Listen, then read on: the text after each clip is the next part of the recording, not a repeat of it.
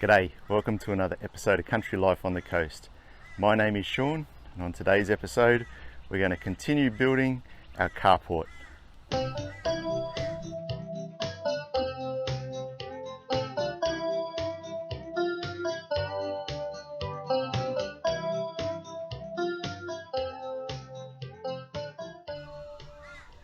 So in the previous episode we've put our posts up, our side beams, and we've put one of the rafters up.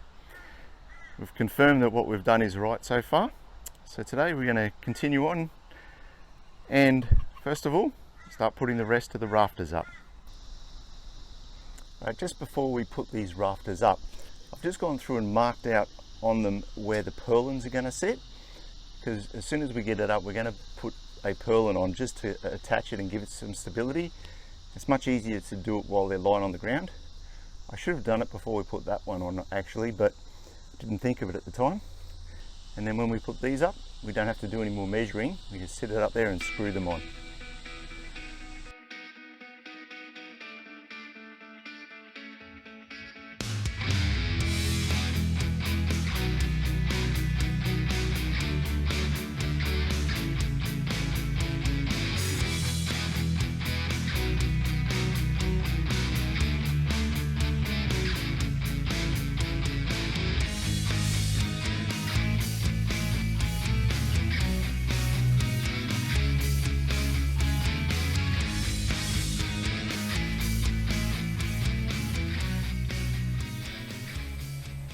Well, we are making progress. So we've got all our rafters all installed and just a couple of the purlins at the moment. So we're going to get all of those installed now. Took a little bit just to level everything up and bolt it up tight, but we're good. It's all going well.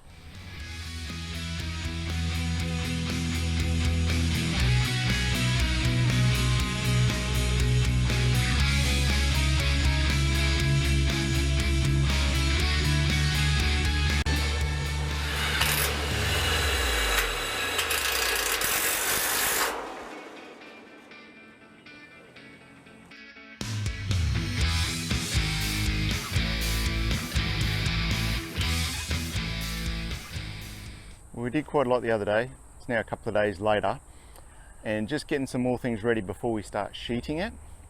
So just to talk through a couple of things that we found as we did this. If you remember, I marked on the rafters where all our purlins had to sit, and that idea was a good idea apart from the fact that where these brackets bolt on, all the holes are elongated, and so there's movement both of the rafters can go this way and up and down. And so what we found was that there'd be probably 10 mil of movement at least in it. And so one would be one this way and one would be that way. So when we started putting the purlins up and you'd look down them, they'd have a bit of a wave in them. So we basically measured off the side beam and remarked them. And that way they're a lot straighter than what they would have been. And I don't think there's any other way around that. The other thing that we did when we were putting the rafters on is initially I'd showed you that we put those brackets on both side beams, and then we're just going to sit the rafter up on it.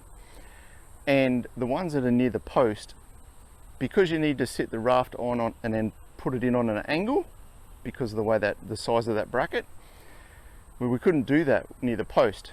So we ended up having to put one of the brackets on the beam and the other end on the rafter, and then it was a lot more challenging to put the bolt through the bracket that is bolted to the rafter and into that side beam. Wasn't a lot of room there, so it was a bit of juggling, and when you've got the weight of the rafters up there, yeah, not the easiest job, that's for sure. But we got there, we got them all up. We talked about and showed you the sway in the rafters.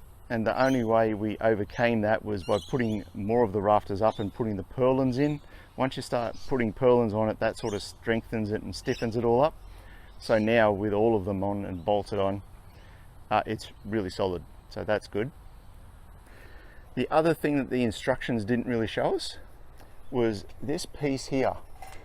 So that beam is really just a something to attach colour bond to, because we're going to put some colour bond on this side wall here at both ends, and we had to sort of work out how this was fixed. There's a bolt either end, and that's all that holds it on at the moment. We do need to still put a vertical beam down here and attach to it, and that just gives it a bit more stability. As I said, it's not a structural piece, it's not actually required apart from when you're putting that end panel on. So one other thing we didn't realise we had to do until we'd put the purlins up, and that is that we needed to cut the tops off any posts that stick higher than that side beam. So this side beam, that is what the colour bond roofing will sit on and attach to. And so if your posts are sticking up on that, well, it's obviously going to push the roof sheeting up. Now this is just one of the pieces of the post that we had to cut off. So I ended up using a reciprocating saw with a probably 250 or 300 mil blade on it. That seemed to cut through it quite easily. So something that would have been easier to do a little bit earlier, but wasn't too hard. Just realised that that was one of the other things to do. So now we've just got to put a little bit more of the bracing up. Again, our engineering plans gave us all the requirements or all the drawings of how much bracing we need to put on. So we need to affix a little bit more of that, and then we're ready to put the roof sheeting on. Well, we've done all the bracing up on top, all the straps that we need to install. That's all done. And the other thing we've done is install the center support. So I'll show you how we've done that. So we've installed this upright. There's just a bracket at the bottom and at the top, a right angle separate piece of metal that we just all screwed it on. The instructions don't actually show how that installs, but what I did was put this flat section on the inside here, because otherwise these screw holes, or these screw heads, if that were facing to the outside, would affect where the sheeting goes and push that sheeting out. So we've attached those at both ends. So now we've laid out all the rest of the bits that we've got left to go. And my initial thought was we were up to putting the roof sheeting on, but I had a look at the instructions and they talk about doing the gable sheeting on the end walls. So that's where we're going to head to next. But just having a think about it, this is one of these jobs where the instructions are pretty average and you always need to be thinking a couple of steps ahead. So to put the end sheeting on, it gets all attached and ties all that together, but there is also sheeting or capping that goes over these beams, and the way that attaches, we sort of need to do that before we do the end sheeting. So that will be our first job. So this is the capping that needs to go on there. It's got a little lip on one side and just a flat edge. So again, the instructions don't really tell us which way to do it. But I'm putting the very flat side on the bottom. So we'll sit this up on top and then loop it and basically then just push it into place. The issue that we have is we need to loosen this bolt so it can tuck in underneath that before we do those side gables. So we'll grab a spanner, we'll undo that. This actually gets screwed in, well, a screw goes in at the bottom coming up just to lock it into place. So yeah, let's get to work.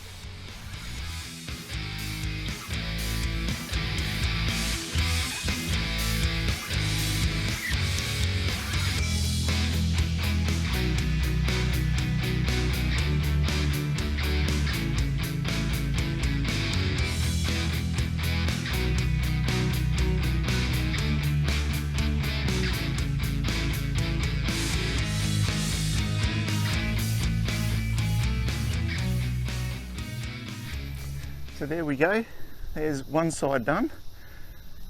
So each one of these is about 3.1 meters long.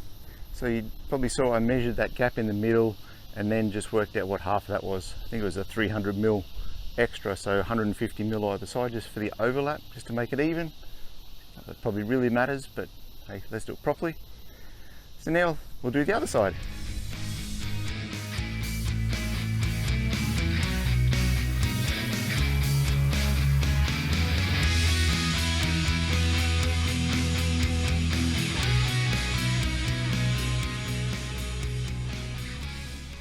we've installed those side pieces, and now it's time to put up the sheeting for the end walls here, or the end gables. And I was thinking about how am I going to hold them up here, make sure it's sort of level, sit in the right way, and be able to screw them in. And I was talking to my wife about it, just the struggles I'd have. She actually suggested maybe putting a piece of timber, clamping it like this. So what that does is I can sit my pieces on here and they will hold it, and then I can just check that it's square, and then I can attach them and go from there. So I think this will make life so much easier. So the other thing is, when I attach these, I'll screw through this, and I also need to screw through up here. And so that's quite a narrow lip. I've put a line, or put my straight edge along here, and then marked these two little marks on the edge here, so that will tell me where this continues, because once I put a sheet on here, obviously not going to be able to see where that is, especially because considering it doesn't continue. So now I can mark the center of this and back up here somewhere, and then I'll know where to put these screws.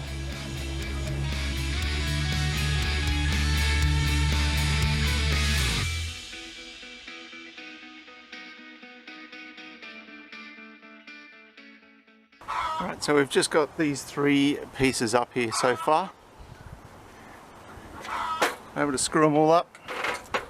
So these screws, we're able to just run a string line out and just mark where they were supposed to go, and that worked really well, so that's good. And then I've just run a chalk line. It's a bit hard to see, but I've got that there. So I'm going to try and cut this now. So you cut it to the top of your purlins up here. So I'm just going to try and cut it before we go any further, in case I need to cut them before I install it. I should be able to do it here, but I'm not sure, so before we get too far, we'll give these a trim.